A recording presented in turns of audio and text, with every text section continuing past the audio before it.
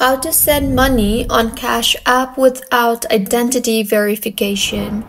Hello everyone, I am Shaka and welcome to our channel. Now, let's get right into the tutorial. Firstly, go ahead and open the Cash App application on your device. It is possible to use the Cash App without verification, but there are some limitations.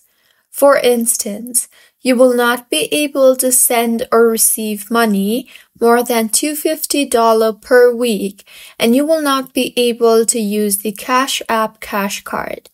So, to use the Cash App without verification, once you have opened the app, create an account and enter your phone number and email address.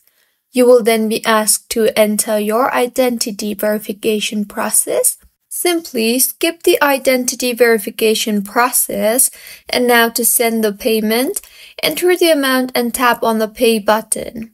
Enter an email address, phone number, or cash tag $.